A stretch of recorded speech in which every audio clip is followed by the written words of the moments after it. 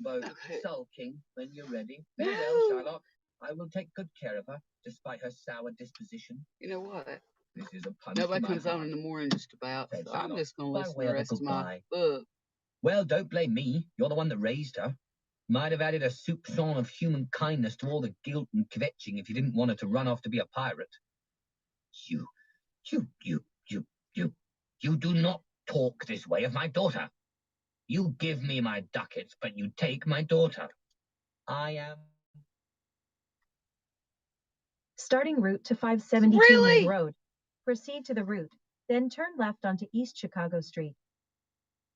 Not taking your daughter. Your daughter is seeking her own adventure. Pocket, said Jessica. Please wait in the boat. I'll be along in a bit. Adieu, Shylock, said I. I took my duffel, went to the end of the dock, and handed it down to the sailors.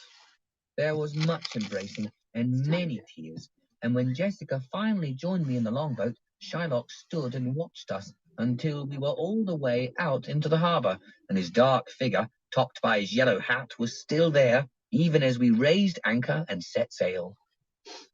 Drool was standing at the bow, letting the wind wash the stink off his hulking frame, and Jeff was cavorting in the rigging, chattering and shrieking with glee that he had been so sly as to have tricked Turn left, then turn left onto East Chicago Street.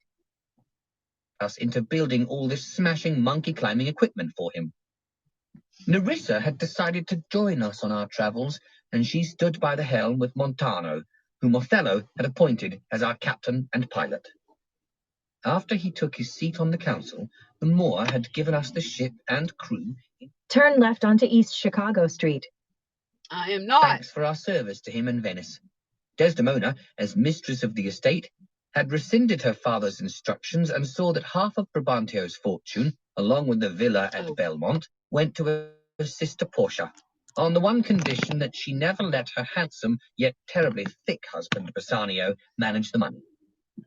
In Corsica, after an appropriate half-hour of mourning upon finding out she had been widowed, Emilia married Michael Cassio and was now installed quite comfortably in the citadel at Bastia, the new Baroness of Corsica.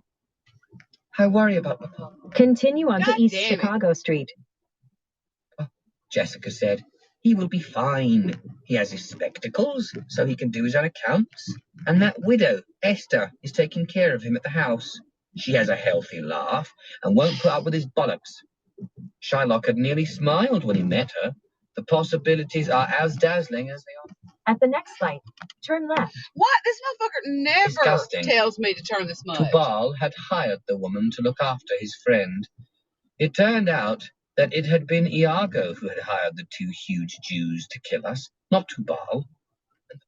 At the light, turn left onto North Fisk Road. God damn it, really? Two old moneylenders had resumed their friendship with new frontiers of resentment and envy to help it along.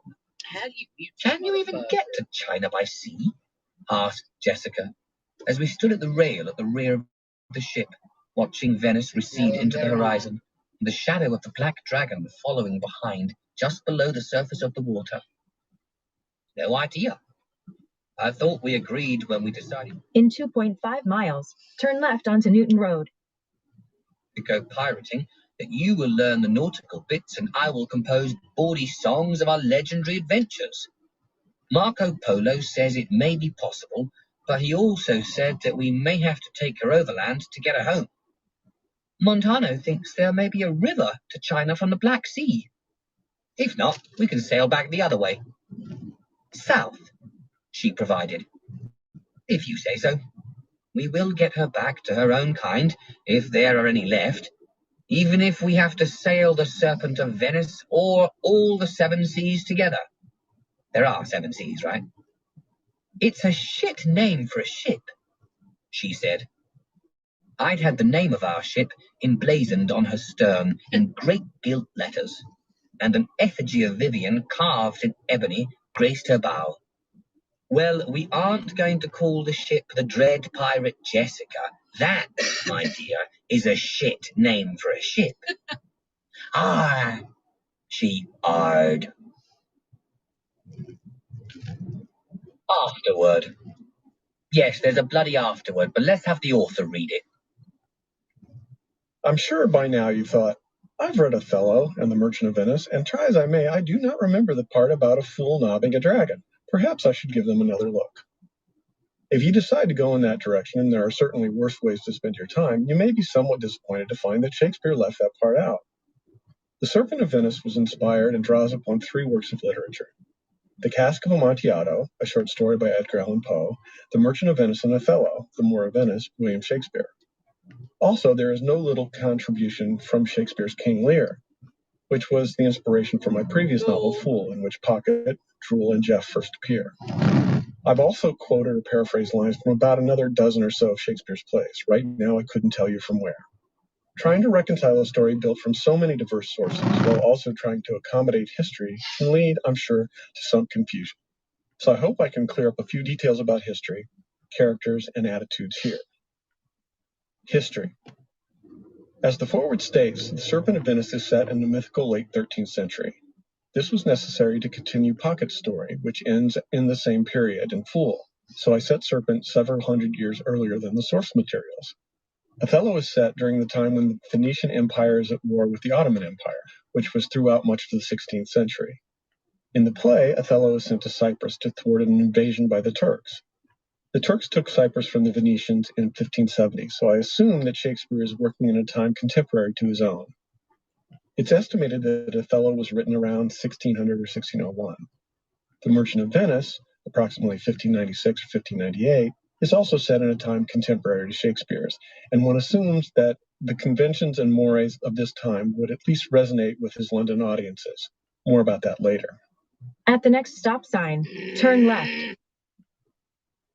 The Serpent of Venice is set around 1299, when Venice's dominance of the trade in the Mediterranean was still being established, and the city-state had indeed been at war with Genoa for most of the last part of the century, a war over maritime superiority that would continue through most of the 14th century as well.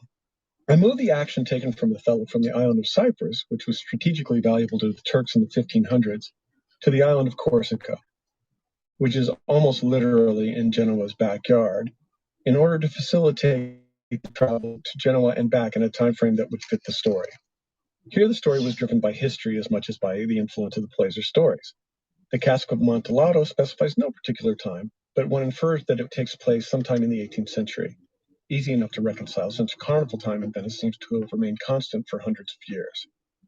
Venice had been established on an archipelago of islands in a salt marsh in the Adriatic Sea by refugees from Tuscany who were fleeing the invading forces of the Lombards and later Attila the Hun.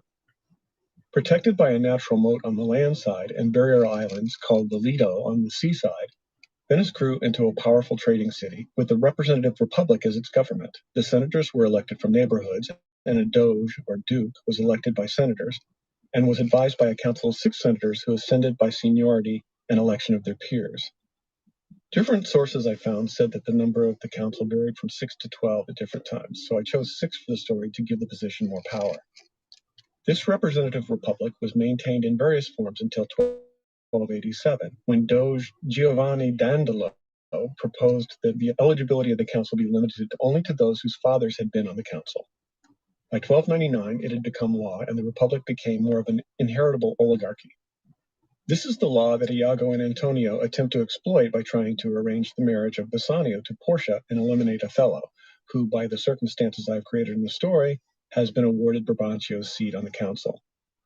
Venice, despite the attempt in the 13th century to turn it into an oligarchy, did remain in some form an independent city-state republic until it was overthrown by Napoleon in 1797. It should probably be noted that Venice had indeed profited greatly by being the transport hub for soldiers and supplies during the Crusades, particularly the Fourth Crusade, when they were paid 100,000 ducats to build ships and transport knights, horses, and supplies to the Holy Land to take the city of Acre and eventually Jerusalem from the Mameluke Saladin, who had beat 9 shades of shit out of the occupying Crusaders a few years before, basically expelling them from the Holy City.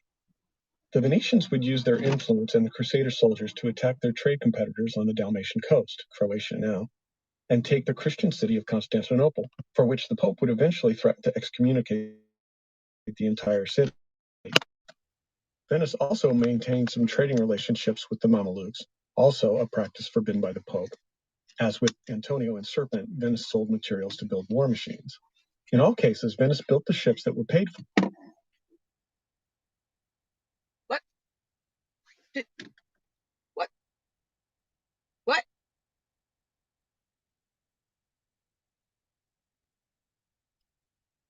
happened? Or by the crusading nobles of Europe, but were also able to keep the ships, as well as the fees they contracted for the transport. The Crusades, despite the war with Genoa, were the glory days for the Venetians, and established them as a world power despite the carnage, suffering, death, and destruction their actions facilitated.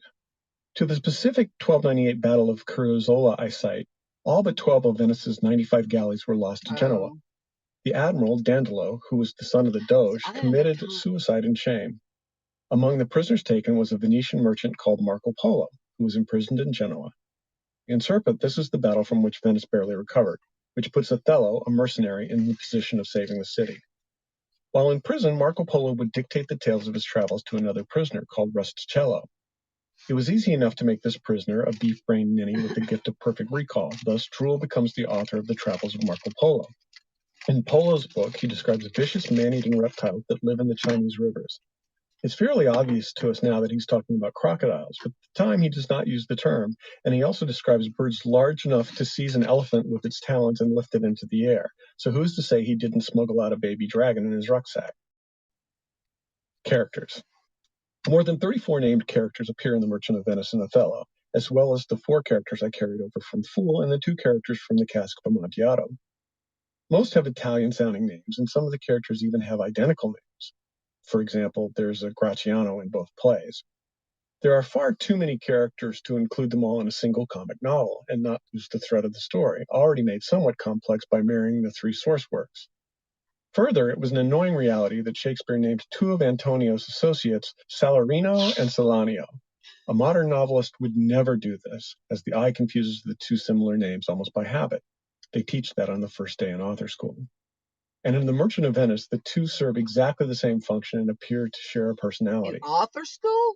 One transcription of the play I found even added a 3rd, Solanio, because it just wasn't confusing enough, I suppose. Thus, I tried to kill off one of the Sals as soon as possible. It should be noted, however, that Shakespeare wrote the plays to be performed and not read, and each of the Sals would have been distinguished by the actor who played him, so having like-sounding names wouldn't have presented much of a problem in the theater. I chose Merchant of Venice and Othello, obviously, because they were set in Venice. Early on, as I dissected them to see what parts I could stitch back together to make the abomination that became the Serpent of Venice, I started noting that characters in each of the plays performed similar functions, and although I didn't research it, I suspected the parts were written for the same actors. Portia and Desdemona are obviously similar, both smart and beautiful by description of the other characters, of high birth, and each with controlling father. Portia is, however, deceased. Bassiano and Cassio could be the same character, as could Rodrigo and Graziano. Lancelot, Gobbo, and the Clown and Othello, although Gobbo has a much larger part. The Duke of Venice appears in both plays, as well as members of the council. Shylock and Othello, although very different in disposition, are... I'll listen to this Joker as I'm getting my gear on to go to the barn. Okay, where's my other vape? This other vape is less potent, but it packs a larger. See, it packs a lot bigger punch, I guess is the word I'm looking for. All right, over here. Peace out, y'all. Much love and blessed be.